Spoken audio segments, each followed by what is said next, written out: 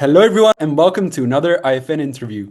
I'm Bruello, and today I'm joined by Super Salt Poppy. How are you doing, Salt?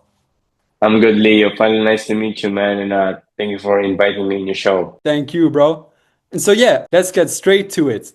You're fighting in the co main event of Misfits 22 against legendary UFC fighter Tony Ferguson for the interim middleweight championship.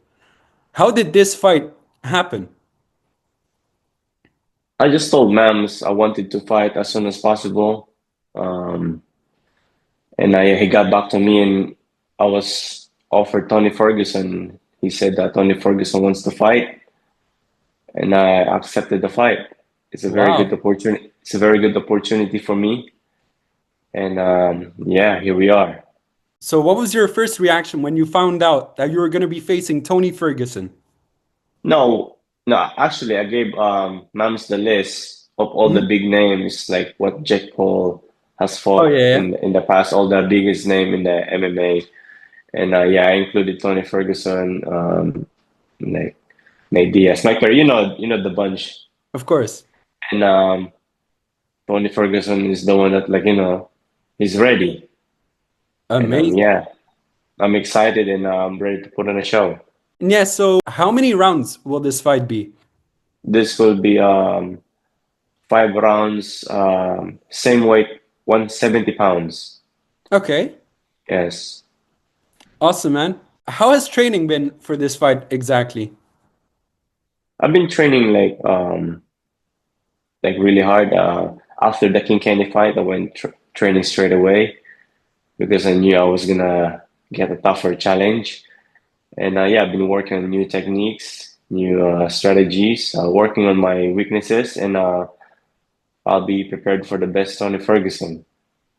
Awesome. And what do you think about Tony Ferguson as an opponent for you? Yeah, I think it's gonna be like tricky. It's gonna be challenging for sure. He has better, more fighting experience than me, better IQ. But Mhm. like I said, I'll be prepared for the best Tony. Amazing. Like, yeah, like I'm fighting the prime Tony Ferguson when Of he course. back in like 2015, 2019. Yeah, Wow. And yeah, do you think this is potentially your hardest fight yet? I would say so, but yeah, we'll just never know Mhm. because I could have a hard fight and then knock them out in like first 2 rounds, but they're still hard. I'm just gonna fight like do what I do best, and yeah, put on a good performance in front of the people. Amazing. And so, how do you see this fight playing out exactly? I think I'll win by whatever it takes, knockout decision, whatever it takes. Amazing, amazing. And moving on, as I mentioned earlier, this fight is going to be for the interim middleweight title. Would you Yeah, eventually like to fight Gibb for both titles and then unify them? yeah, yes, of course, but it's not up to me. It's like up to Gabe if he wants to fight. Like you can't really like force someone to fight if they don't want to. The guy probably have bigger plans to do, and I accept that. Of course. And now, so how many times would you like to fight more in 2025 after this one? Hopefully, I'm not like too injured after this fight, so I can fight again as soon as possible. Awesome. Yeah, I want to keep myself busy, but Of course, of course. yeah. And now I do want to move to some fan questions from our social media. The first question comes from ShushBro9. Can you rank the top three hardest opponents that you've fought so far? Top three. Uh, Josh Brockner is definitely is definitely tough. Hmm. Um, who else? Slim is tough as well. King Kenny. They're all good boxers, but sometimes I get lucky shots. Yeah, amazing. The second question comes from Combat Castle. If you win this fight, could we see you against a other MMA fighter in the future? Oh yeah, of course. I want to fight like the biggest names in the fighting game, and that's what I'm about. Amazing. And do you maybe have some names in mind that you would like to face from the MMA world? I mean, there's a few names. What do you call this? Like Justin Gagey, Dustin Poirier, Hmm. Charlie Oliveira, all the big names, man. I'm down to fight all of them.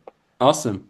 But obviously, it's down to misfits if they can make it Of happen. course. Of course.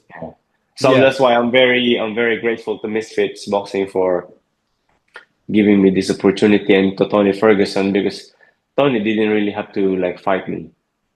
He True. didn't have to like choose me. Like he probably doesn't even know me. He just said yes. Wow.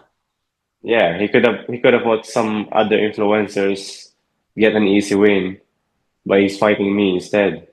I'm like, that's gonna be a hard challenge for him. Of course, man. Because, yeah, I do have to say, like, it was super unexpected, man. Like, nobody thought that you were going to be facing Tony Ferguson. Yeah, And, yeah, bro, this is a massive fight for you, man. Honestly. thank you, thank you. Like I said, Tony didn't have to choose me, but he chose me, and I'm very happy for this opportunity. And so like so I can showcase my skills in front Of of course. the MMA world, and yeah, the rest of the world. For sure. The next question comes from Alex Petreski. Would you like to take on Manny Pacquiao for your next fight after this one? No, that's my idol.